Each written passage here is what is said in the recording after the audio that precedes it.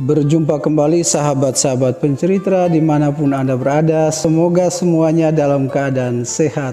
Dalam Baranda Cerita kali ini, saya sengaja mengundang Bapak Kepala Kuasi Paroki Santo Aloysius Gonzaga Sungai Lilin untuk berbicara seputar perkawinan dalam gereja Katolik. Karena ada banyak sekali problem-problem yang ditemukan di dalam kehidupan menggereja. Karena itu saya ingin berbincang-bincang dengan Romo Yudi, karena beliau sudah lama sekali bekerja di paroki ya. Saya memang selama ini mengampu tugas 23 tahun, belum pernah menjadi pastor yang tugas di kategorial di pendidikan atau bidang-bidang lain, kecuali tugas saya hanya di paroki. Nah, banyak tempat ya, di Keuskupan Malang, di Keuskupan Agung Jakarta, dan yang terakhir ini 2 tahun di Keuskupan Agung Palembang. Tadi dikatakan 23 tahun ya. Yes. Dalam perjalanan 23 tahun itu, dalam hubungan dengan perkawinan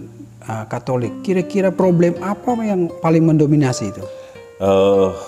Pertama yang saya ketemukan adalah kesadaran atau bahkan pengertian dasar tentang sakramen perkawinan itu sendiri terkadang belum begitu dimengerti. Jadi ketika orang belum mengerti hakikat perkawinan, ajaran gereja tentang perkawinan, dan juga ajaran Yesus sendiri tentu saja dari Alkitab, kita terkadang begitu saja menyamaratakan tentang perkawinan itu, sehingga konsep di luar tentang perkawinan yang terkadang di sana, kok mudah bercerai, langsung terkadang orang mengatakan bisa bercerai, padahal kita tidak serta-merta mengatakan begitu, karena ajarannya sebenarnya sangat jelas dari hukum kanonik, dari Alkitab itu sendiri. Gereja Katolik katanya memegang prinsip perkawinan monogami.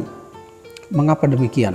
Sangat bagus Romo tentang sifat perkawinan Katolik. Di situ harus dijelaskan dulu sebenarnya ajarannya dari mana. Kan begitu kan? Ya. Nah, kalau dari Alkitab sangat jelas sekali, pendasarannya dari Markus bab 10 ayat 2 sampai 7. Saya langsung bacakan secara singkat saja. Maka datanglah orang-orang Farisi untuk mencobai Yesus dan bertanya, apakah seorang suami diperbolehkan menceraikan istrinya? Tetapi jawab Yesus kepada mereka, apa perintah Musa kepada kamu? Jawab mereka, Musa memberikan izin untuk menceraikan dengan membuat surat cerai.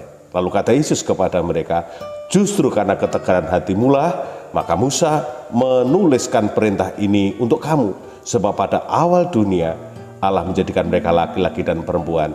Sebab itu laki-laki dan perempuan meninggalkan ayahnya dan ibunya dan bersatu dengan istrinya, sehingga keduanya menjadi satu daging. Demikian apa yang dipersatukan Allah tidak boleh diceraikan manusia. Ini antara pria dan wanita dari awalnya sebenarnya dikehendaki Allah untuk bersatu menjadi satu daging, monogam. Jadi dari awal kehendak Allah itu memang harus bersatu, pria dan wanita itu. Kenapa mereka mempermasalahkan itu? Dikatakan oleh Yesus karena ketegaran hati. Ya, ketegaran hati itu artinya apa? Artinya ingin sesuai dengan egoisme, keinginan diri sendiri sebagai manusia, tidak mendengarkan ajaran atau kehendak Allah. Oke, sampai di situ ya. Ya, kita sudah mendengar sedikit penjelasan terutama alasan biblis yang menjadi sebenarnya dasar poin dari seluruh refleksi gereja kan. Tentu ada turunannya. Turunan dari refleksi biblis itu kemudian dari hukum kanonik. Hukum kanon. Di sana lebih detail lagi. Nanti kalau kita bisa jelaskan panjang lebar. Ada kenyataan bahwa orang sudah menikah nih. Sudah menikah, dan tetapi banyak pertanyaan di kalangan umat tuh, orang Katolik udah menikah, katanya memakai prinsip monogami, tidak terceraikan, sehidup semati, baik dalam suka maupun dalam duka dan segala. Tetapi dalam kenyataan ada perceraian, dan kemudian setelah perceraian itu pasangan ini menikah lagi. Apakah tepat kata perceraian dalam hal ini? Karena umat sering memakai kata perceraian. Umat itu terkadang mengertinya terpengaruh juga konsep-konsep apa yang menjadi pengertian di luar sana. Ya, mereka begitu mudah mengatakan perceraian. Kalau kita sebenarnya seperti tadi dikatakan, apa yang telah dipersatukan Allah tidak boleh diceraikan manusia. Artinya sebenarnya tidak mengenal perceraian. Nah, terus kenapa Romo kok terjadi adanya dalam tanda kutip perceraian itu? Itu sebenarnya bukan perceraian. Tapi kalau dalam hukum kanonik itu pembatalan perkawinan. Jadi bukan perceraian, tapi perceraian. Pembatalan.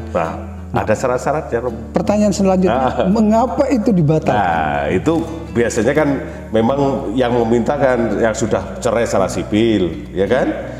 Cerai secara sipil nanti diteliti sungguh-sungguh, ada proses namanya proses anulasi dengan pengadilan tribunal, pengadilan gerejawi keuskupan. Itu nanti ada prosesnya yang harus dilakukan, harus dijalankan oleh orang yang dalam tanda kutip melakukan gugatan untuk membereskan perkawinannya, pembatalan perkawinannya. Nah, itu memang harus dilakukan dengan ada formulirnya, ada tahapan-tahapan yang harus dilakukan, dan biasanya juga saya dampingi untuk menjelaskan itu semua. Kalau ada misalnya umat yang mau datang, Romo bisa nggak membantu kami untuk proses pembatalan? Kalau mau saya dampingi, saya jelaskan ini prosesnya dan sebagainya. Nah, biasanya di situ menuliskan atau mengisi libelus surat gugat yang sudah formulirnya sudah dibuat oleh tribunal. Ada, saya juga ada. Surat itu untuk seluruh keuskupan itu sama atau ada saya beda-beda? Dari Keuskupan Malang, Keuskupan Jakarta kemarin dan di sini prinsipnya sama. Tapi bahwa ada uraian-uraian yang di sana lebih mendetail, di sini lebih singkat dan sebagainya, itu suatu hal yang tidak sangat esensial. Tapi prinsipnya sama. Kalau dari sisi waktu, apakah ada jenjang waktu terlama atau waktu terpendek? Bagaimana itu dari sisi waktu ini? Dari sisi waktu biasanya itu tergantung kerjasama ya. Kerjasama dan juga cara mengerjakannya, karena memang misalnya ketika kita ini mempunyai beberapa paroki, satu saja kasus perkawinan yang diberikan kepada keuskupan sudah berapa kasus itu. Nah, di situ kan berarti di draft di list gitu ya, urutan. Itu yang membutuhkan waktu lama juga. Yang kedua, dari pengalaman saya juga pernah terlibat di tribunal di Keuskupan Malang. Itu juga melihat kasus per kasus.